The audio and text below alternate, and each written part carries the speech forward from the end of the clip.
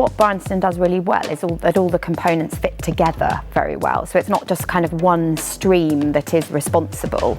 At the heart of it, it's an academic responsibility. But as with every role in this school, the pastoral and the academic are inextricably linked.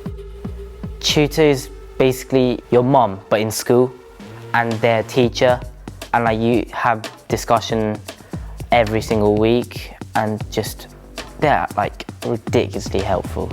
They could treat you as a person on the same level. They discuss with you, they tell you what to do, they tell you if you do stupid things, and they tell you that you should change a certain thing, keep your work grade up.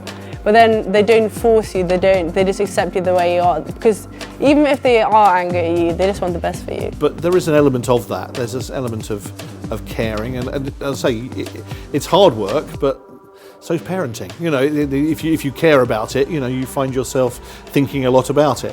Within Bryanston, what was so good for us was the combination of the tutorial system with the HUSM. So you have and the parents, so you have a triangle, and it worked absolutely fantastically.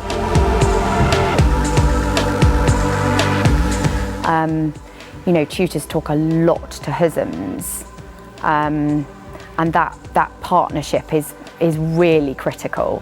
The system seems so simple, actually. It seems so simple. But to do it well, I think, is quite hard. And it really does depend on there being a really good match between the tutor and the pupil. It starts when we very first meet a family. Before I came to Bryanston, the head interviewed me and asked me loads of questions about myself. Every time we meet with them, we get to know a little bit more about the family, we get to know a little bit more about the child. They ask you a few questions on what you like doing, and I went into some detail about physics and astrophysics. At the end of the interview process, which takes place in Year 8, we take out one file at a time. We don't go alphabetically, because traditionally if you're last in the alphabet, you end up with what's left. And what we're looking for is, what does the child have? What are they bringing to the school? What are their interests?